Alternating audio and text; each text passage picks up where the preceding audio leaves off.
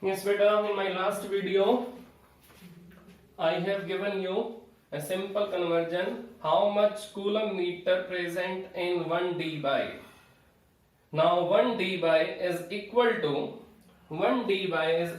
to 10 power minus 10 Franklin into 1 Armstrong. तो हमें अब फ्रैंकलिन को कन्वर्ट करना है किसमें, कूलम में. हमें इस डी बाई को प्रैक्टिकल यूनिट को एसआई सिस्टम में कन्वर्ट करना है.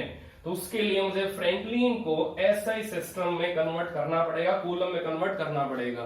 Now as we know that 1 franklin equal to 1 coulomb upon 3 into 10 power 9. तो ये सेम वैल्यू मैंने यहां पुट की, 10 पावर माइनस 10 फ्रैंकलिन की value 1 coulomb upon 3 into 10 power 9 into 1 Armstrong 10 power minus 10 meter. Now then next step is 10 power minus 20 minus 10 plus हो जाएंगे. Then 10 power minus 20 coulomb meter upon 3 into 10 power 9. Now 10 power 9 आपकी ऊपर आएगी तो 10 power minus 29 coulomb meter upon 3. Now it becomes 3.3 into 10 power minus 30 coulomb meter. तो अब आप ये कन्वर्जन नोट कर सकते हो कि कैसे हमने कन्वर्ट किया डी बाई को एसआई सिस्टम में, एसआई यूनिट में. So it is most important for conversion type numericals, conversion type MCQs in which you can have any question on the basis of conversion of d by into coulomb meter. तो ये आपको मालूम होना चाहिए d by को हम coulomb meter में convert कैसे करेंगे. So d by is practical unit of electric dipole moment. तो इलेक्ट्रिक डाइपोल मोमेंट का meaning strength of electric dipole. तो जैसे मैग्नेटिक मोमेंट होती है उसी टाइप से इलेक्ट्रिक मोमेंट भी होती है. तो जिस मोमेंट से इलेक्ट्रिकल डाइपोल की स्ट्रेंथ बढ़ेगी that moment is known as electrical dipole moment.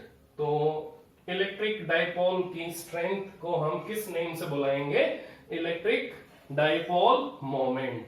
तो जितनी ज्यादा इलेक्ट्रिक डाइपोल मोमेंट होगी उतनी ज्यादा डाइपोल की स्ट्रेंथ होगी. नाउ अब इलेक्ट्रिक डाइपोल मोमेंट का फॉर्मूला मैंने अभी आपको बताया था, product of magnitude of charge and separation between two equal and opposite charges. तो अब हमें ये मालूम करना है कि इलेक्ट्रिक डाइपोल मोमेंट की डायरेक्शन क्या होगी. So by convention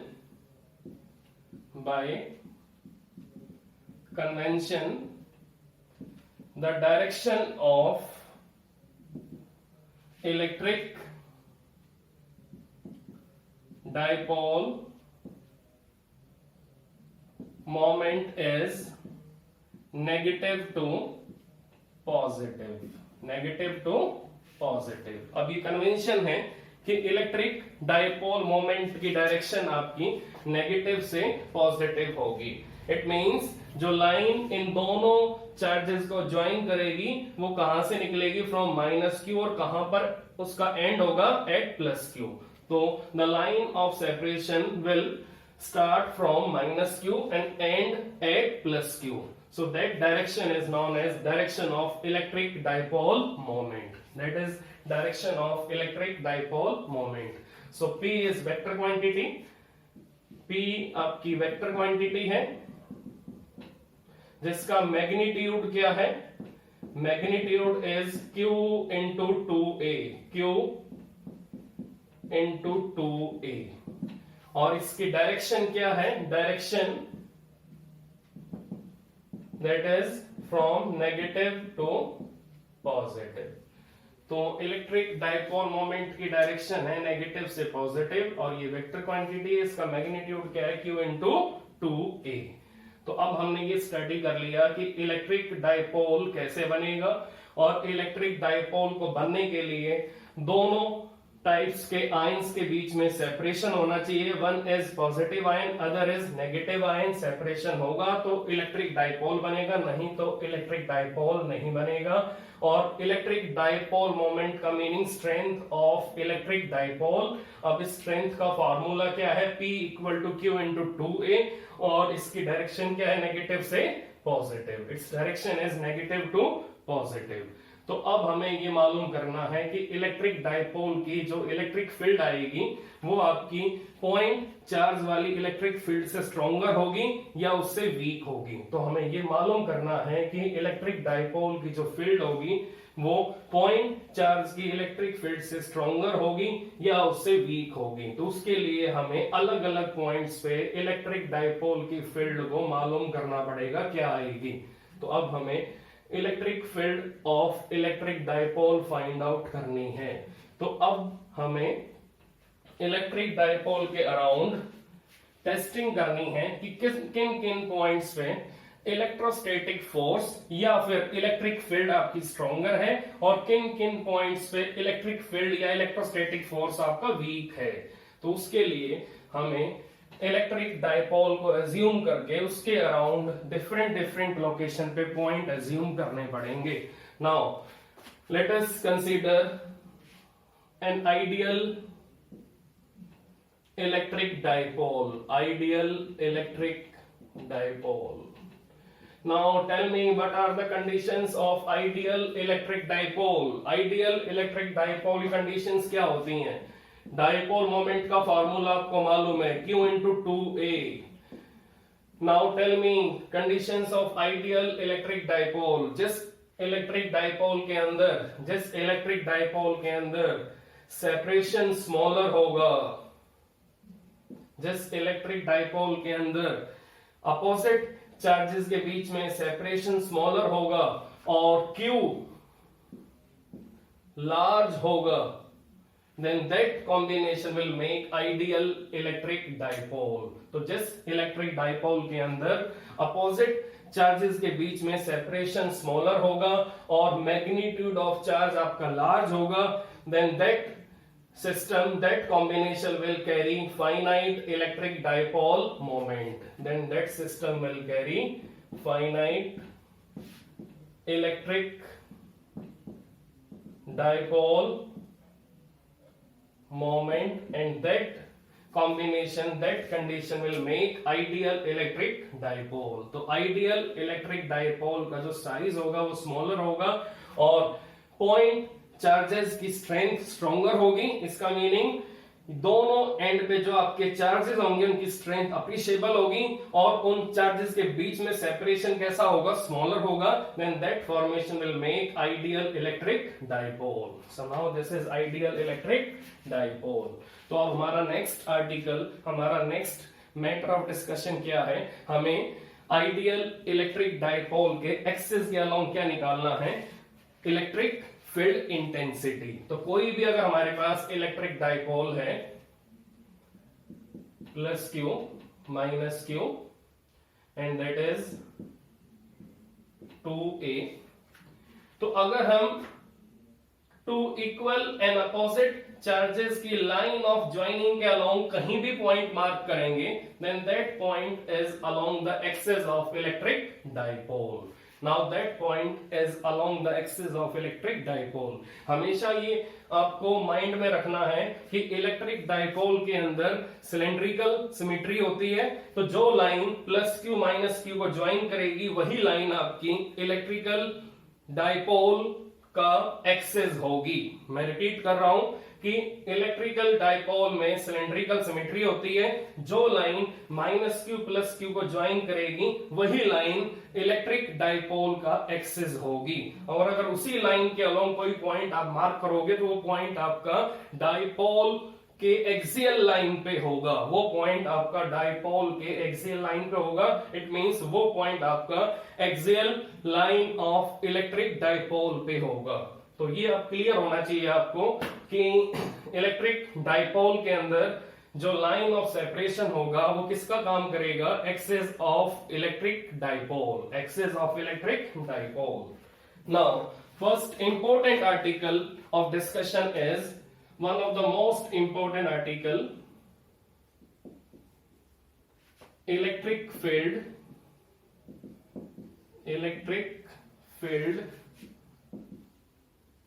along the axis of ideal electric dipole. तो हमें इलेक्ट्रिक फील्ड इंटेंसिटी निकालनी है किसके along the axis of electric dipole, along the axis of electric dipole. तो सबसे पहले हम एक डाइपोल एज्यूम करेंगे, plus Q minus Q, that is line of joining, that is 2a. Now this is central point of electric dipole, O point, that is center of symmetry of electric dipole. तो ये आपका dipole का main centre point है, that is origin of electric dipole. तो इस O point के right hand side में minus Q है, इसके लेफ्ट हैंड साइड में क्या है, that is plus Q. Now we take a point P along the axis of electric dipole. तो हमें P पॉइंट पे इलेक्ट्रिक फील्ड इंटेंसिटी को फाइंड आउट करना है. तो उसके लिए हमें क्या एज्यूम करना पड़ेगा, यहां पर plus Q note. Plus Q note means tester. Tester means a point charge having very small magnitude and it is useful to test force of any powerful charge, any powerful charge or any dipole. तो अब ये plus Q note dipole का force test करेगा.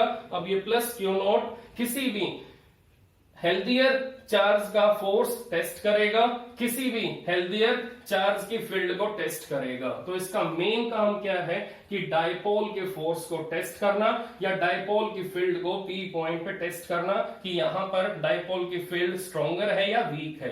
तो बिना test charge के आप मालूम नहीं कर सकते कि अलग अलग पॉइंट्स पे डाइपोल की फील्ड कैसी है. तो जब तक आपको अलग अलग पॉइंट्स पे फोर्स या फील्ड एक्सपीरियंस ही नहीं होगी तो आप कैसे मालूम करोगे कि यहाँ पर स्ट्रॉन्गर फील्ड है या वीक फील्ड है. तो उसके लिए हमें यहाँ पर एक इमेजिनरी और एक पॉइंट चार्ज एज्यूम करना पड़ेगा, that is plus Q nought. Now we have three charges in one line, that is plus q, minus q and plus q naught. Now plus q naught is having distance r from center of electric dipole, from center of electric dipole. Now this is A and this is A. O point आपका centre point है, तो O point के दोनों side आपको distance क्या मिलेगा, small a, total separation between plus q minus q, that is 2a. तो हमें P पॉइंट पर अब हमें इलेक्ट्रिक फील्ड इंटेंसिटी को फाइंड आउट करना है.